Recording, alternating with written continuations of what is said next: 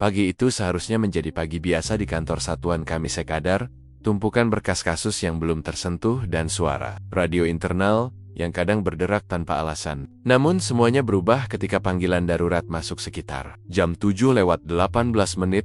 Suara laki-laki di ujung telepon terdengar terengah, seperti sedang menahan kepanikan. Ia mengaku seorang pendaki yang baru saja menyusuri jalur hutan di daerah perbukitan utara. Jalur yang bahkan sebagian besar warga setempat jarang tahu keberadaannya. Ia mengatakan menemukan sesuatu yang tidak seharusnya ada di sana. Awalnya kami mengira itu hanya laporan hewan liar atau kecelakaan pendaki, sampai ia menyebut adanya jejak darah yang memanjang di tanah basah, seperti seseorang diseret masuk lebih jauh ke dalam hutan. Begitu laporan tercatat, kami bergerak tanpa banyak kata. Kabut pagi masih menggantung rendah ketika kami tiba di pintu masuk jalur hutan. Udara yang lembab seperti menahan napas bersama kami. Pendaki yang melapor seorang pria muda dengan pakaian penuh lumpur menunjukkan letak temuannya dengan tangan gemetar. Ia terus menegaskan bahwa ia tak berani mendekat lebih jauh setelah melihat apa yang tampak seperti percikan darah yang sudah menggelap warnanya. Kami mulai menuruni jalur tanah yang sempit, membuka pita pengaman pertama agar area dapat diamankan. Setiap langkah di atas dedaunan basah terasa berat, bukan karena medannya, melainkan karena firasat bahwa apapun yang menunggu di ujung jalur itu tidak akan mudah dilupakan. Jejak darah pertama kami temukan di sebuah batu besar, tak jauh dari tempat pendaki berhenti. Bentuknya tak beraturan, seperti percikan yang jatuh dari ketinggian. Dari sana, titik-titik kecil mengarah ke bagian hutan yang lebih rapat, memaksa kami menyusuri jalur tak resmi yang bahkan tidak tercatat dalam peta kawasan. Lebih jauh, ke dalam, cabang-cabang pohon tampak patah, seolah seseorang menerobos paksa. Tanah di bawahnya menunjukkan bekas geseran. Samar tapi cukup jelas untuk peneliti forensik memahami bahwa seseorang atau sesuatu sempat dipindahkan. Sunyi yang menyelimuti tempat itu bukan sunyi alami hutan lebih, seperti hening yang menyembunyikan sesuatu. Bahkan burung pun terdengar enggan berkicau. Setiap petunjuk kecil tanah yang tertekan, sehelai rambut yang tersangkut di semak, bau samar besi di udara, membawa kami semakin yakin bahwa laporan ini bukan kesalahan. Ada sesuatu yang serius terjadi di sini. Sesuatu yang tidak akan selesai dengan sekadar catatan insiden. Sebelum tubuh korban ditemukan, sebelum identitas terungkap, kami semua sudah merasakan hal yang sama. Penyelidikan ini akan membuka cerita yang lebih gelap dari sekadar jejak darah di tanah hutan. Dan semuanya dimulai dari panggilan telepon. Satu orang pendaki yang hanya bermaksud menikmati pagi, semakin dalam kami masuk ke hutan. Jejak yang sebelumnya hanya berupa percikan di tanah, kini berubah menjadi tanda-tanda yang lebih jelas. Rumput yang tertekan, dedaunan yang terinjak, dan jalur kecil yang seolah terbentuk oleh sesuatu atau seseorang yang dipindahkan dengan paksa. Sunlight hanya menembus lewat celah kecil di antara pepohonan tinggi, membuat area itu tampak seperti ruangan remang yang dipagari bayangan. Setiap langkah kami disertai suara ranting patah yang menggema lebih keras dari seharusnya. Seperti hutan sedang mengamati kami. Ketika kami mencapai sebuah radius yang tampak berbeda dari sekelilingnya, langkah tim terhenti hampir bersamaan. Ada perubahan yang sulit dijelaskan, semacam ketenangan yang tidak wajar. Udara yang tiba-tiba terasa lebih dingin. Di sanalah, sekitar beberapa meter dari alur jejak terakhir, kami melihat sesuatu yang membuat waktu seakan berhenti sejenak.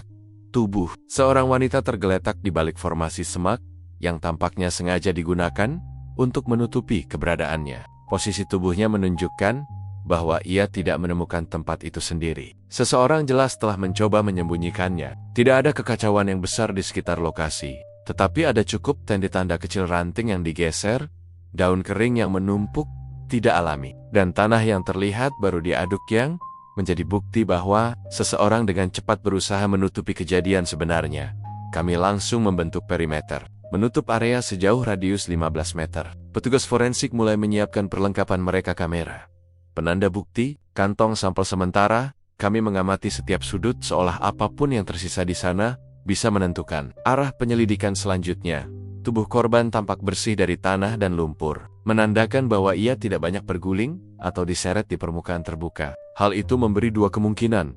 Korban dipindahkan dengan cara diangkat, atau pelaku hanya menempuh jarak singkat dari lokasi kejadian menuju titik penemuan. Baju korban masih lengkap, namun tampak tidak rapi, seperti seseorang sempat menariknya. Di sisi kiri, sekitar 1 meter dari tubuh, terdapat benda yang langsung menarik perhatian kami. selembar scarf tipis yang terjepit di bawah ranting kecil. Warnanya tidak mencolok, tetapi bahan dan pola kainnya cukup berbeda dari lingkungan hutan sehingga mudah terlihat oleh mata terlatih. Saat kami mendekat dengan hati-hati, aroma tanah lembab bercampur samar dengan bau lain halus, hampir tidak terdeteksi, tetapi cukup untuk memberi sinyal bahwa tubuh telah berada di situ lebih dari beberapa jam. Forensik mengonfirmasi hal itu setelah pemeriksaan awal. Mereka juga mencatat bahwa tidak tampak ada jejak hewan liar mendekat, menunjukkan kemungkinan pelaku menutupi lokasi dengan cukup baik, sehingga tidak menarik perhatian fauna.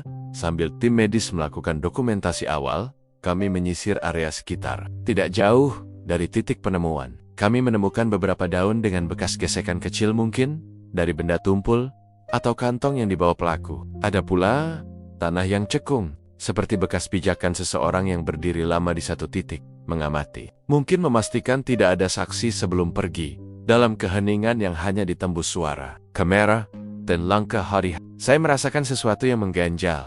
Tempat ini terlalu dalam untuk kunjungan spontan. Pelaku bukan hanya membawa korban ke hutan, ia tampaknya tahu persis bagian mana yang paling aman untuk menyembunyikannya. Ini bukan kejahatan impulsif. Ini adalah tindakan yang memerlukan perencanaan. Lokasi yang dipilih secara sadar dan keyakinan bahwa tubuh korban tidak akan ditemukan dengan mudah, namun ia salah. Dan sekarang, jejak kecil yang tertinggal di sekeliling kami menjadi awal dari pengungkapan yang jauh lebih besar daripada sekadar penemuan tubuh di tengah hutan. Kami baru saja menyentuh permukaan dari sesuatu yang jauh lebih gelap. Setelah memastikan tubuh korban telah diamankan untuk pemeriksaan forensik lebih lanjut, perhatian kami beralih pada area sekitar. Dari pengalaman, tempat kejadian yang tampak rapi seringkali justru menyimpan lebih banyak cerita karena upaya seseorang untuk merapikan. Biasanya meninggalkan pola kekacauan yang berbeda. Dan benar saja, beberapa meter dari lokasi penemuan tubuh, kami menemukan tenda-tenda yang menunjukkan bahwa pelaku meninggalkan lokasi lebih tergesa-gesa daripada yang ia harapkan.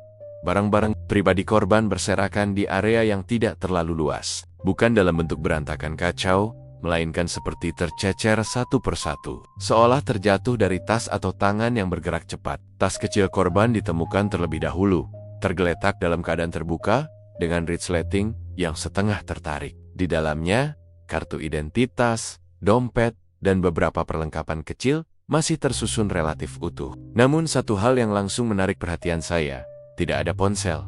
Pemeriksaan lebih jauh mengungkap fakta lain. Di dekat tas, kami menemukan lipstik yang tergeletak di atas tanah keras.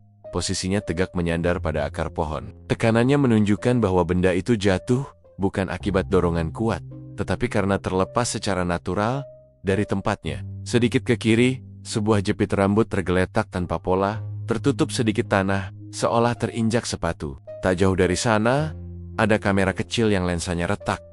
Sebagian tertutup daun basah, retaknya terlihat baru, menunjukkan kemungkinan kamera itu terjatuh dengan keras di menit-menit terakhir sebelum atau sesudah kejadian.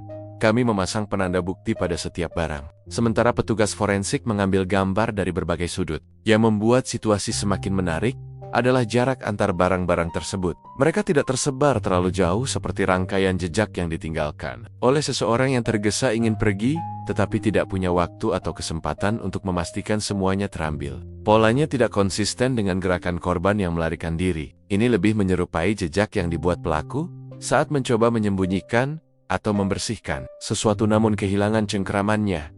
Di salah satu titik, kami menemukan sesuatu yang lebih halus, namun jauh lebih penting. Potongan kecil kain hitam yang tersangkut pada pinggiran semak berduri. Ukurannya kecil, tetapi teksturnya berbeda dari pakaian korban. Kami tandai dan ambil sampelnya. Bisa jadi, itu berasal dari pakaian pelaku, dan dapat membuka potongan puzzle baru terkait siapa yang berada di tempat itu. Semakin kami telusuri ke arah tempat barang mulai berserakan, semakin jelas gambaran tentang apa yang terjadi. Ada jejak sepatu samar di tanah lembab tidak cukup jelas untuk langsung diidentifikasi, tetapi cukup untuk menandai arah pergerakan seseorang. Arah jejak tersebut menunjukkan bahwa pelaku kemungkinan besar meninggalkan lokasi melalui jalur berbeda dari tempat dia masuk. Mungkin untuk menghindari risiko meninggalkan pola yang mudah diikuti, saya menyisir area sekali lagi. Perlahan, sambil memperhatikan bagaimana hutan ini seperti memegang rahasianya sendiri. Bau tanah basah semakin kuat, bercampur aroma dedaunan busuk yang mulai terurai. Suara serangga mulai terdengar. V seperti menyadarkan kami bahwa waktu berjalan dan bukti bisa rusak bila kami tidak bergerak cepat. Yang paling mencolok adalah absennya. Sesuatu yang seharusnya ada ponsel korban tidak ditemukan di tas, tidak di sekitar tubuh, tidak di antara barang-barang tercecer. Itu bukan kebetulan. Dalam banyak kasus, pelaku yang mengambil ponsel korban memiliki tujuan yang jelas: menghilangkan jejak komunikasi, merusak potensi lokasi terakhir yang terekam, atau bahkan memindahkan fokus penyelidikan. Semua petunjuk itu barang-barang tercecer, tas terbuka, kamera retak, kain asing, dan jejak sepatu yang kabur menceritakan satu hal yang lebih kuat dari kata-kata. Pelaku kehilangan kendali pada menit-menit tertentu. Ia mungkin datang dengan rencana, tetapi sesuatu membuatnya keluar dari pola perhitungannya. Dan disitulah seringkali penyelidikan menemukan celah untuk mengejarnya. Di tengah heningnya hutan, bukti-bukti kecil itu mungkin tampak tidak berarti bagi orang biasa. Namun bagi kami, setiap benda, setiap goresan, setiap posisi yang tidak pada tempatnya adalah bagian dari kalimat panjang yang harus disusun kembali menjadi kebenaran. Dan pagi itu, kami baru membaca paragraf pertamanya. Identitas korban menjadi prioritas berikutnya. Di antara barang-barang yang tercecer, kami menemukan KTP di dalam tas kecil yang terbuka. Nama di kartu itu, Nadia Laras Pramesti, usia 28 tahun. Foto di KTP menunjukkan seorang wanita dengan ekspresi lembut, rambut tergerai rapi, senyum tipis yang tampak dibuat sebelum ia tahu hidupnya akan berakhir di sebuah tempat sunyi seperti ini. Namun, identitas di kartu hanya memberi sebagian gambaran. Sisanya harus kami cari melalui kehidupan nyata Nadia. Begitu data awal tercatat, kami menghubungi unit administrasi untuk pengecekan cepat. Tidak lama, kami menerima informasi bahwa Nadia adalah seorang pekerja lepas fotografer independen yang sering mengambil proyek di alam terbuka. Catatan digitalnya menunjukkan bahwa ia memang mengagendakan sesi pemotretan di area perbukitan utara, sesuai jadwal yang ia unggah ke kalender online beberapa hari sebelumnya. Lokasi yang ia pilih bukanlah destinasi wisata, melainkan titik-titik tersembunyi yang sering dicari oleh fotografer profesional yang ingin menangkap cahaya alami tanpa gangguan. Informasi tersebut membuat lokasi kejadian terasa lebih masuk akal dan sekaligus lebih mencurigakan. Jika Nadia memang berada di sana untuk urusan pekerjaan, ia seharusnya membawa perlengkapannya dengan lengkap dan teratur. Namun kamera yang kami temukan retak, tripod tidak berada di lokasi, dan ponsel hilang sama sekali. Ketidaksesuaian ini menjadi pertanyaan besar.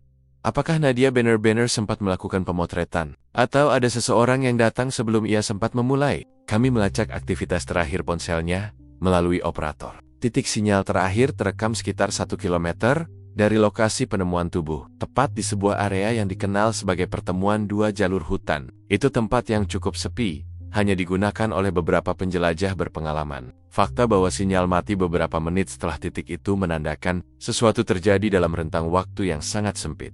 Sementara itu, kami menghubungi rekan terdekat Nadia.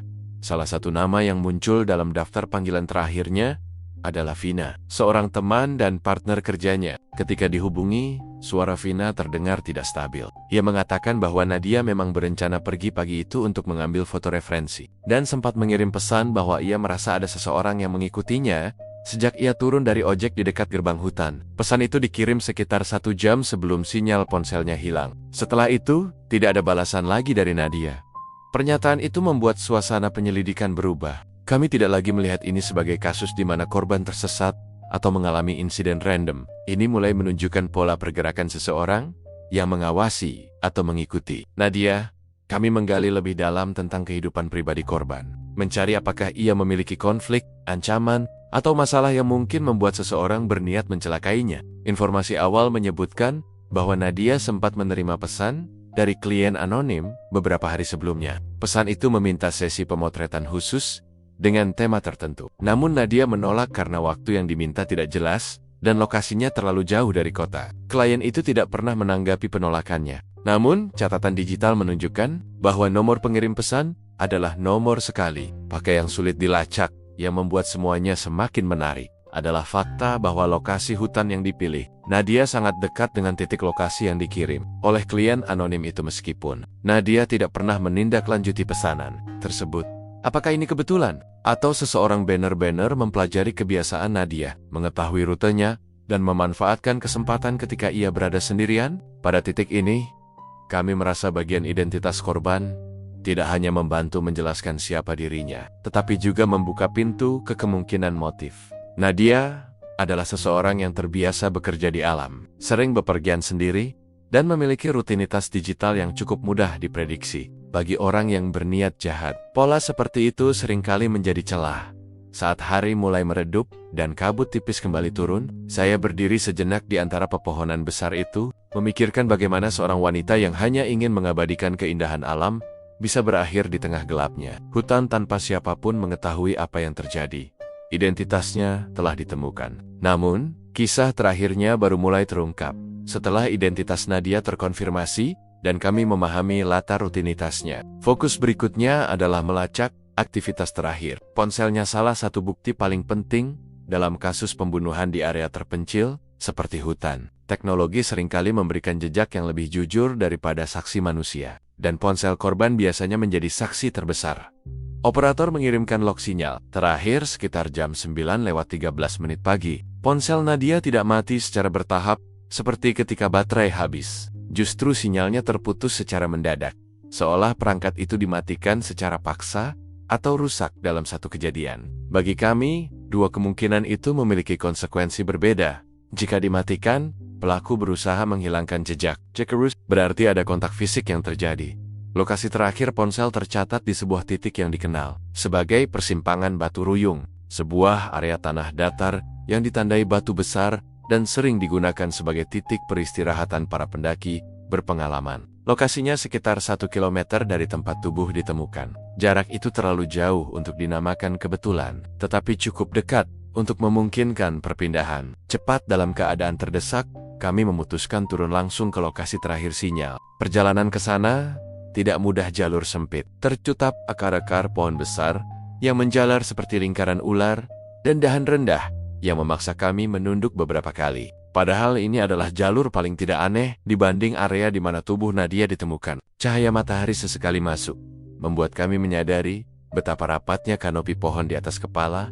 Persimpangan Batu Ruyung tidak lebih dari lapisan tanah datar dengan batu besar di tengahnya. Namun tempat itu memiliki atmosfer yang berbeda. Ketika kami tiba, hutan terasa terlalu tenang, seperti baru saja menelan sesuatu. Kami mulai menyisir area dengan formasi setengah lingkaran, menjaga agar langkah kami tidak merusak kemungkinan bukti yang tersisa di dekat batu besar. Kami menemukan bekas dudukan botol minum lekuk kecil di tanah yang biasanya terbentuk ketika seseorang meletakkan benda sedikit lama. Tidak jauh dari situ, ada puntung rokok setengah padam yang sebagian basah oleh embun. Puntung itu masih baru, mungkin hanya berusia beberapa jam saat kami menemukannya. Nadia bukan perokok berdasarkan keterangan teman-temannya, jadi benda itu hampir pasti milik orang lain. Kami mengambil sampel untuk pengujian DNA dan sidik jari. Meski hutan lembab membuat kemungkinan keberhasilan kecil, kami tidak boleh melewatkan peluang sekecil apapun.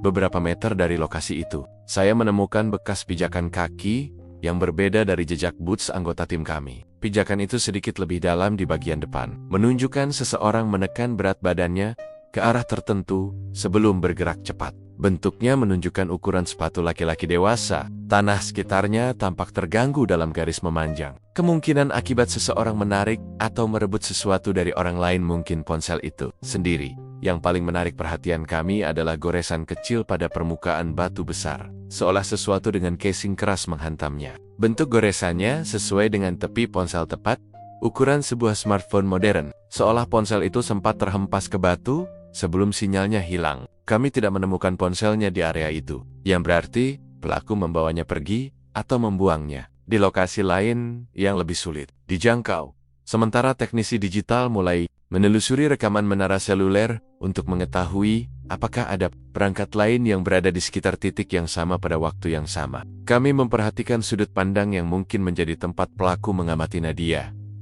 Ada celah di antara dua pohon besar, cukup untuk seseorang bersembunyi sambil tetap melihat persimpangan batu tanpa terlihat. Dedawan di sana menunjukkan bekas tekanan tubuh, seolah seseorang sempat diam di tempat itu cukup lama. Semakin lama kami berada di lokasi terakhir sinyal itu, semakin jelas gambaran yang muncul. Pelaku kemungkinan besar sudah menunggu di sana. Mungkin ia mengikuti Nadia dari jarak tertentu, atau justru berada di titik itu lebih dulu, mengetahui bahwa Nadia akan melewatinya berdasarkan rutinitas atau informasi yang ia miliki. Yang pasti, Titik sinyal terakhir tidak hanya memberi kami lokasi. Ia memberi kami waktu, arah, pola gerak, dan kemungkinan besar niat dari sana. Penyelidikan tidak lagi sekadar menyusuri hutan, tetapi mulai menelusuri pikiran seseorang yang sudah merencanakan langkah-langkahnya jauh sebelum pagi itu datang. Jejak-jejak kecil yang kami temukan dari lokasi sinyal terakhir ponsel mengantar kami lebih dalam ke hutan, melewati jalur yang bahkan tidak tercatat di peta pendaki. Jalur yang hanya dibentuk oleh waktu dan lengka-lengka langkah manusia yang pernah menembusnya. Disinilah kami menemukan petunjuk yang kelak menjadi salah satu titik balik penyelidikan. Jejak kaki tak biasa yang mengarah lebih dalam ke hutan, jauh dari jalur umum. Kami mulai menyisir area secara perlahan, membentuk pola lingkaran melebar agar tidak melewatkan apapun. Pada mulanya, tanah tampak hanya sekadar tanah lembab biasa. Namun bagi mata yang terlatih, sedikit saja beda tekstur sudah menjadi cerita. Dan benar saja, hanya sekitar 15 meter dari titik persimpangan batu, kami melihat lekukan samar yang berbeda dari jejak anggota tim. Jejak itu tidak lebar, tapi pola solnya jelas bukan dari sepatu outdoor standar yang biasa digunakan pendaki. Solnya membentuk pola diagonal jenis sepatu kasual atau sneakers yang tidak ideal dipakai di hutan. Itu langsung menimbulkan pertanyaan di benak kami. Siapa yang masuk ke hutan dengan sepatu seperti itu? Seseorang yang tidak berencana mendaki. Seseorang yang tidak ingin menarik perhatian. Kami menandai jejak itu, lalu mengikuti arahnya. Jejak tersebut bergerak tidak lurus, tetapi dengan pola yang cenderung mengitari, seperti seseorang mencoba menjaga jarak, namun tetap mengikuti objek tertentu. Setiap beberapa meter, jejak itu menghilang di atas tanah keras sebelum muncul kembali di area berlumpur atau berdaun tebal. Ini menunjukkan pelaku tidak bergerak dalam panik. Justru ia memilih pijakan dengan hati-hati, mencoba mengurangi jejak yang tertinggal. Semakin jauh kami menelusuri, hutan terasa berubah. Pohon-pohon menjadi lebih rapat, akar-akar menjalar seperti dinding alami, dan suara hutan meredam perlahan. Udara juga terasa lebih berat. Sebuah tempat yang bahkan pendaki berpengalaman pun enggan datangi tanpa alasan kuat. Namun jejak kaki itu justru mengarah ke sana. Pada satu titik, kami menemukan sesuatu yang semakin memperkuat dugaan bahwa pelaku berhenti di area itu cukup lama. Tanah melesak seperti bekas seseorang berdiri diam di satu titik, menekan berat badan pada tumit. Di sampingnya, ujung ranting kecil patah, dan di permukaannya terdapat flek kecil tidak berwarna mencolok, namun konsisten dengan residu yang kadang muncul dari kain pakaian gelap yang gesekannya tinggi. Saya memperhatikan bagaimana jejak itu berhenti di balik sebuah pohon besar yang memiliki celah alami di batangnya. Dari celah itu, area persimpangan batu tampak dengan cukup jelas. Sangat mungkin pelaku berdiri di sana, menunggu, mengamati, mempelajari pergerakan Nadia sebelum ia mendekat. Ketika kami memeriksa lebih jauh, kami menemukan bekas gesekan di permukaan tanah garis memanjang yang tampak seperti sesuatu diseret perlahan, bukan ditekan kuat. Bisa jadi itu tali tas korban atau barang kecil lain yang terkait dengan kontak fisik. Jejak tersebut berakhir pada titik di mana tanah kembali keras dan sulit dibaca. Namun pola pergerakan terakhir yang bisa kami rekam menunjukkan arah menuju lokasi tempat tubuh Nadia ditemukan. Di titik itulah saya merasakan sesuatu yang berbeda. Semacam intuisi yang terbentuk dari bertahan-tahan bekerja di lapangan. Pelaku mengenal medan ini. Ia tidak berjalan mencari jalan. Ia bergerak seolah tahu persis kemana ia harus melangkah. Pola tikungen, pemilihan jalur tanah keras, cara menghindari area yang meninggalkan jejak, terlalu jelas semuanya menunjukkan pengalaman. Bukan kebingungan, kami memperhatikan sekeliling untuk menemukan apakah area tersebut menyimpan tanda keberadaan manusia lain selain korban dan pendaki yang melapor. Tidak jauh dari tempat jejak berhenti sementara itu, kami menemukan penemuan kecil namun penting. Sehelai benang biru tua tersangkut di kulit pohon. Warnanya kontras dengan dedaunan, membuatnya langsung mencolok di mata penyidik berpengalaman. Benang itu kemungkinan berasal dari hoodie atau jaket berwarna gelap. Dan sekali lagi, warnanya tidak cocok dengan pakaian korban. Kami menyimpan sampel itu dengan hati-hati, karena benda sekecil itu bisa mengarah ke identitas pelaku bila cocok dengan pakaian tertentu yang kami temukan nanti. Saat kami melanjutkan penelusuran, hutan di sekeliling terasa semakin menyempit, seperti mencoba menyembunyikan rahasia yang tidak ingin dibuka. Namun jejak kaki itu, walau samar dan jarang, terus membawa kami ke arah yang sama. Semakin dekat dengan lokasi tempat tubuh Nadia ditemukan.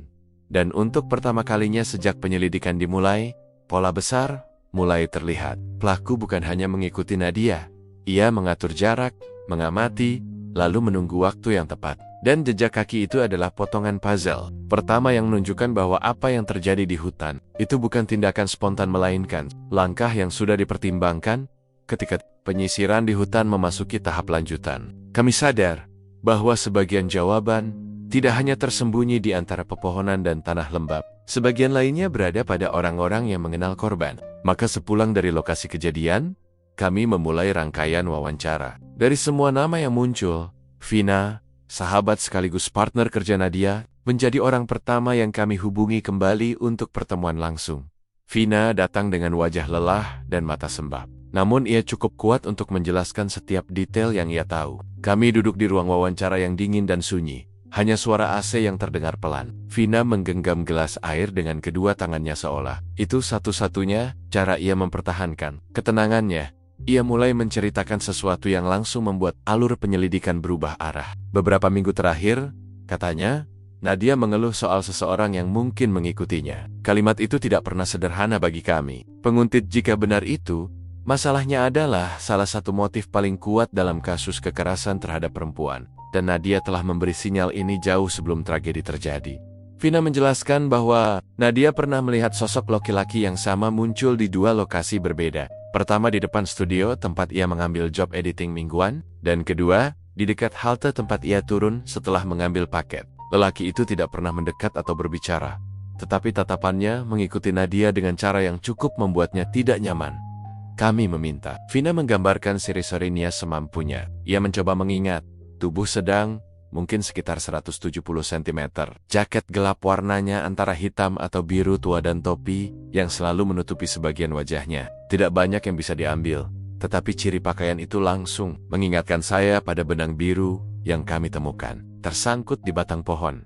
Vina lalu menyebutkan sesuatu yang lebih penting lagi. 2 hari sebelum Nadia pergi ke hutan, ia menerima pesan dari nomor tak dikenal yang isinya singkat. Tempatmu besok, sama seperti minggu lalu. Nadia kebingungan karena ia tidak memiliki janji dengan siapapun. Ketika ia membalas Anda, siapa? Tidak ada jawaban. Pesan itu terasa seperti teka-teki pada awalnya. Namun kini menjadi potongan yang sejalan dengan pola yang kami temukan. Seolah seseorang mengamati rutinitas Nadia, mengetahui kemana ia pergi, bahkan membuat asumsi tentang jadwalnya. Dalam wawancara berikutnya, kami mendatangi kakak Nadia, Restu, yang memberikan informasi lain. Restu mengatakan bahwa Nadia tidak pernah memiliki masalah serius. Namun belakangan ini, ia tampak lebih waspada. Beberapa kali ia pulang ke rumah keluarga, lebih malam dari biasanya, karena merasa seseorang mengikutinya di perjalanan. Ia tidak pernah melihat wajahnya jelas, tetapi selalu merasakan perasaan dipantau. Data percakapan ponsel Nadia yang kemudian kami analisis, juga menunjukkan beberapa hal mencurigakan. Ada 4 panggilan tak dikenal, pada jam yang sama selama 2 minggu terakhir waktu, yang sama setiap hari. Tidak ada pesan suara yang ditinggalkan. Tidak ada balasan. Hanya panggilan kosong. Dari pengalaman, pola seperti itu jarang terjadi tanpa maksud. Biasanya, itu cara seseorang memastikan rutinitas korban, kapan ia bangun, kapan ia di rumah, kapan ia sendirian. Semakin banyak kami berbicara dengan orang dekat Nadia, semakin jelas gambaran itu. Ia sering bekerja sendiri, berpindah tempat, dan sering turun ke lokasi terpencil tanpa pendamping. Semua itu menjadikannya target ideal bagi seseorang yang sudah lama mengamati tanpa terdeteksi. Hasil wawancara itu membuat kami melihat kembali jejak-jejak di hutan dengan perspektif baru. Jejak kaki asing, puntung rokok baru, benang biru yang tertinggal. Titik di mana seseorang tampaknya berdiri cukup lama mengamati persimpangan semuanya. Selaras dengan pola, seseorang yang sudah terbiasa membuntuti, dan bergerak dengan keyakinan penuh, dan satu pertanyaan besar pun muncul. Apakah pelaku adalah orang yang dikenal Nadia, atau seseorang yang selama ini hidup dalam bayang-bayangnya? Seolah-olah hutan hanya menjadi panggung terakhir dari perburuan yang telah dimulai jauh sebelumnya. Di jalan-jalan kota, halte bus, dan tempat kerja Nadia, kami hanya perlu menghubungkan semua itu. Ketika kami melanjutkan penelusuran lebih dalam ke hutan, suasana berubah perlahan dari sekadar sunyi menjadi semacam kesunyian yang terasa diawasi. Dedaunan yang sebelumnya hanya bergoyang oleh angin, kini seakan menutup diri, merapat, menandai bahwa kami memasuki wilayah yang jarang, atau mungkin tidak pernah, disentuh manusia. Jejak kaki yang kami ikuti sejak tadi, memudar perlahan, namun arah pijakannya tetap jelas. pelaku bergerak menuju area yang lebih tersembunyi, seolah ia sudah sangat mengenal tempat ini. 1 jam berjalan tanpa menemukan tenda baru hampir membuat kami berpikir bahwa petunjuk ini akan buntu. Namun tiba-tiba, salah satu anggota tim kami menghentikan langkah dan mengangkat tangan memberi aba-aba. Di antara pepohonan tua yang membentuk dinding alami, tampak sebuah struktur kecil hampir tidak terlihat jika tidak diperhatikan dengan teliti. Bangunan itu berupa gubuk kayu, kusam, ditutupi lumut, dan separuhnya seolah ditelan oleh pepohonan sekitar. Sangat jelas bahwa tempat ini bukan bagian dari jalur pendaki manapun. Kami mendekat dengan hati-hati. Setiap langkah terasa penting. Salah gerakan bisa mengganggu kemungkinan barang bukti. Dari jarak 2 meter, jelas terlihat bahwa gubuk itu tidak benar-benar terbengkalai. Ada bekas pijakan baru di sekitar pintu. Tanahnya sedikit tergeser. Dan ada sisa abu tipis yang sepertinya berasal dari pembakaran baru-baru ini. Orang yang pernah berada di sini tidak hanya singgah. Sebentar ia sepertinya menjadikan tempat ini seperti zona aman sementara. Begitu pintu gubuk didorong perlahan, aroma kayu lembab bercampur bau logam samar menyergap keluar. Bagian dalam gelap hanya diterangi cahaya matahari yang menembus melalui celah-celah papan. Kami menyalakan senter dan menyapu setiap sudut dengan sinar putih yang tegas. Ruangan kecil itu berisi beberapa barang, potongan pakaian yang tampak baru saja digunakan, sehelai kain panjang yang tergantung di paku, serta beberapa alat kecil yang tertata di lantai tidak cukup jelas fungsinya. Namun, cukup untuk menimbulkan pertanyaan besar mengenai apa sebenarnya yang terjadi di sini.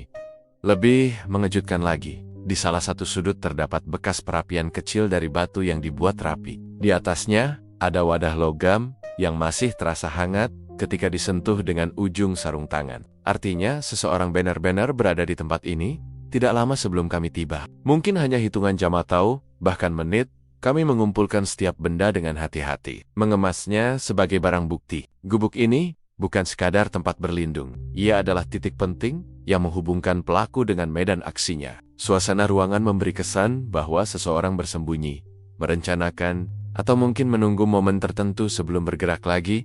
Ketika kami keluar dari gubuk, satu hal terasa jelas. Pelaku bukan orang yang kebetulan lewat. Ia mengenal hutan ini, tahu tempat-tempat tersembunyi, dan sengaja memilih lokasi sunyi untuk menyembunyikan jejak. Namun jejak itu ternyata tidak hilang sepenuhnya dan gubuk kecil ini tersembunyi di antara pepohonan yang seakan menutupinya. Menjadi bukti bahwa kami mulai mendekati pelaku lebih daripada sebelumnya.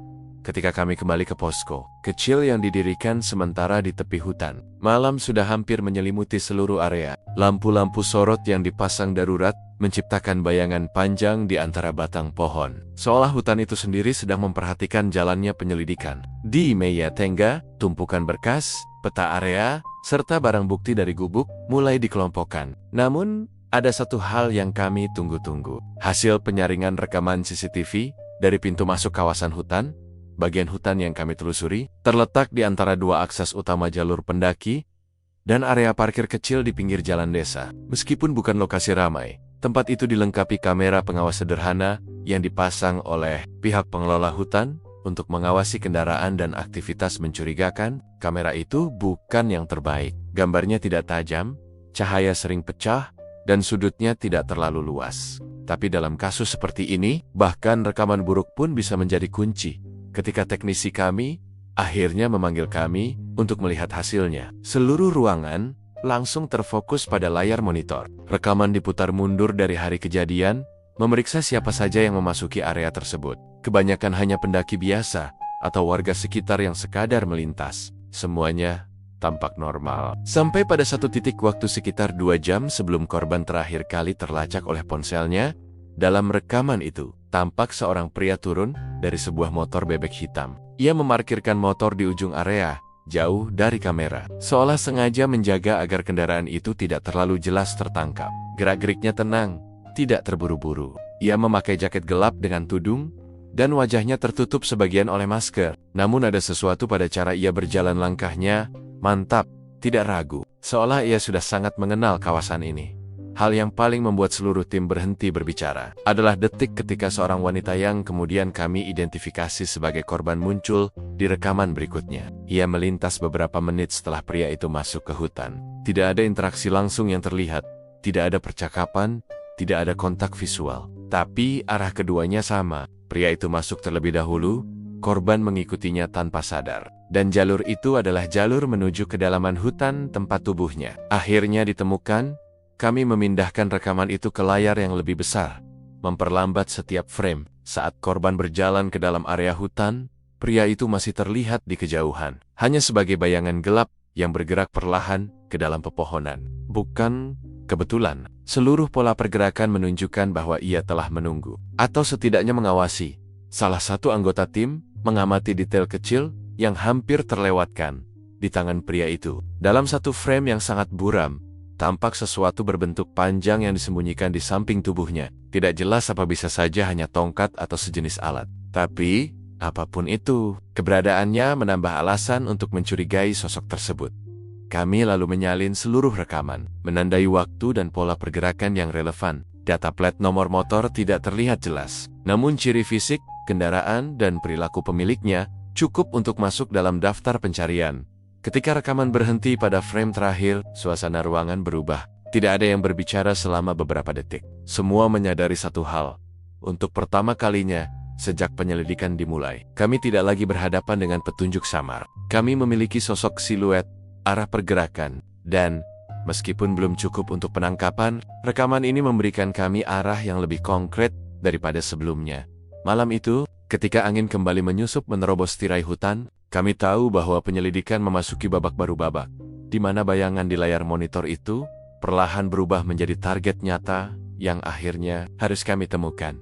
Setelah seluruh bukti dikumpulkan, analisis rekaman CCTV, jejak kaki, serta informasi dari orang-orang terdekat korban, tim kami mulai menyusun pola pergerakan pelaku. Semua petunjuk mengarah pada satu dugaan yang kuat. Pelaku kemungkinan masih berada di daerah sekitar hutan, mencoba bersembunyi, atau menunggu momen untuk melarikan diri lebih jauh. Untuk itu, strategi pengintaian harus segera dilakukan. Malam itu, kami membentuk tim terbagi. Beberapa anggota bertugas memantau akses keluar masuk hutan, sementara yang lain menyusuri jalur tersembunyi yang sebelumnya ditandai sebagai jalur yang dilalui pelaku. Udara malam di hutan terasa berat dan lembab, seolah menahan setiap gerakan kami. Cahaya senter hanya menembus sebagian kecil dari rimbunnya pepohonan, membentuk bayangan panjang yang menyesatkan mata. Setiap suara ranting patah atau daun bergeser, membuat jantung berdetak lebih cepat. Kami sadar bahwa pelaku bisa mendengar dan merasakan setiap langkah kami. Sekitar jam 2:30 pagi, titik terang muncul. Tim pengintai melaporkan ada sosok pria yang tampak bergerak cepat dan berhati-hati di jalur sempit, persis di dekat gubuk yang sebelumnya kami temukan. Bentuk tubuh, jaket gelap, dan topi yang menutupi wajah persis seperti deskripsi saksi dan rekaman CCTV. Semua anggota tim segera diperintahkan menahan posisi, menunggu sinyal untuk melakukan pendekatan. Langkah kami pelan namun sistematis. Tidak ada suara percakapan, hanya isyarat tangan dan kode singkat melalui radio internal. Setiap petugas sudah terbiasa dengan hutan ini, namun malam itu menambah tekanan. Bayangan yang menari di antara pepohonan hampir membuat mata menipu. Kami tahu satu kesalahan saja bisa membuat pelaku kabur lagi. Dan itu berarti berjam-jam kerja keras akan sia-sia. Pelaku berhenti sejenak di celah semak, seolah mengamati sekelilingnya. Dari sudut pandang kami, jelas bahwa ia menyadari kemungkinan adanya pengintaian. Ia bergerak kembali, sedikit tergesa, tapi arah pergerakannya sudah kami prediksi berdasarkan jejak dan pola yang sebelumnya dianalisis. Disinilah rencana kami mulai dijalankan. Dua tim bergerak dari sisi berlawanan, menutup jalur keluar sementara tim lain mengamati dari titik tinggi. Saat jarak tinggal 5 meter, salah satu anggota tim memanggil pelaku dengan suara tegas, namun tenang. "Berhenti! Polisi!" Sosok itu berhenti, membeku. Waktu terasa melambat. Tidak ada usaha berbalik atau menyerang, hanya satu gerakan kecil, seolah ia mencoba mencari alternatif pelarian. Anggota tim perlahan mendekat, tangan siap menangkap. Dalam hitungan detik yang terasa seperti menit, pelaku tertangkap. Jaket gelap itu robek sedikit saat ditarik ke tanah, dan topi yang menutupi wajahnya dilepas. Ekspresi wajahnya menunjukkan kombinasi ketakutan dan frustrasi, tanda bahwa ia menyadari rencananya gagal. Setelah diamankan, pelaku dibawa ke posko untuk pemeriksaan awal. Semua barang yang ia bawa diteliti. Ada benda yang cocok dengan bekas di gubuk, jejak di hutan, dan bahkan benang biru yang sebelumnya ditemukan. Analisis forensik tambahan akan menghubungkan semua titik ini, membuktikan bahwa pelaku memang orang yang kami cari sejak awal penyelidikan.